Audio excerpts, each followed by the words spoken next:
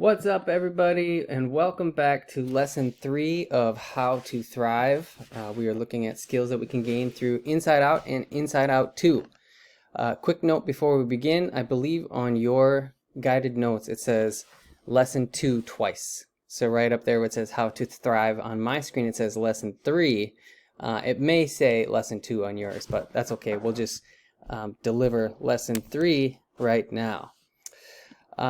All right, as a quick review, we've been looking at how if we take effort and we practice feeling grateful, we practice our well-being, we can have a sense of improved well-being.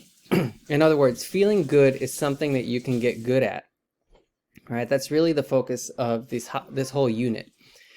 We looked at these 10 positive emotions, and we practice identifying those in our own lives, and we're going to continue to do that. By the end of this video, I'll ask that you name 7 of the 10 that stick out to you. That'll be the mastery check for number 3. Today's key concept is strength spotting. We all have a unique set of character strengths. Strength spotting is great for relationships and well-being, and it can help us overcome challenges, connect with others, and learn and grow. So where in the previous videos we had been looking at identifying positive emotions, then we also looked at strengths. Our new skill is going to be developing the skill of asking what went well. Okay, we have some work to do if we want to counteract the negativity bias. Okay, we talked a little bit in class about how our brains are trained to spot the negative, and if we ask what went well throughout our day, we can train our brains to spot the good or the positive. And the last thing that we're going to talk about is how reflecting with a sense of gratitude is powerful.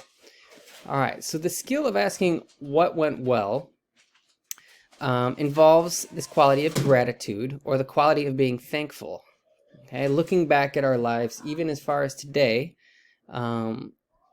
sometimes this last week I've asked when you came into class, what's one thing you're already thankful for? Or what's one positive thing that you can name from your morning, just in the time that it took you from waking up to getting to school? So this quality of being thankful is something that takes effort, okay? So right there on your notes it says gratitude takes effort. And that reason is because we have to overcome what's called the negativity bias. Our brains are trained to spot the negative, and this has been a really helpful tool for us for a long time, and it's helped us survive. I got a picture of that tiger on the screen right there, and back in the day when we were living in the wilderness, there were all these types of threats that would come towards us, and we need to be able to spot them, right? So maybe our ancestors were looking for things that could hurt them, like plants that could poison them, or animals that might come and try to eat them. Today, we're not as much looking for animals that might try to eat us, but our brains spot the negative as a way of protecting us. In today's world, it might look like somebody posting on social media some things that you feel like are harmful. It could look like friend groups that are bullying each other. We're spotting the negative all throughout our day. Maybe we're looking at the future of we're going to have to walk home and we don't have gloves, right? These are all things to protect us, but if we're not careful, they can be the main story. And we don't want our brains to constantly be focused on the negative. And so we have to ask the question, what went well, right? This will force your brain to notice positive things. Right? Whereas if we just act on our default, if we don't think about it at all, we're going to notice a lot of negative things, and that's been useful to us to protect us.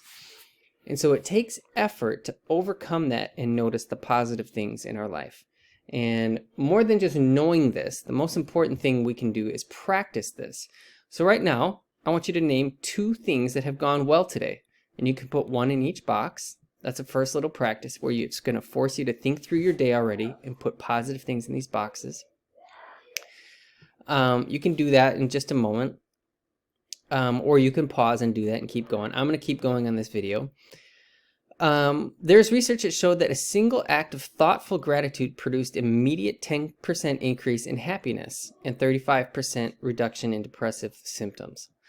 This is just the research that is coming out to show that gratitude is very powerful. Pause. Now you're not going to be able to click this from the video that you're watching, but this link is in Schoology. It's called Intro to Riley's Core Memories, and I want you to describe what you see. What do you think Joy is feeling in this scene?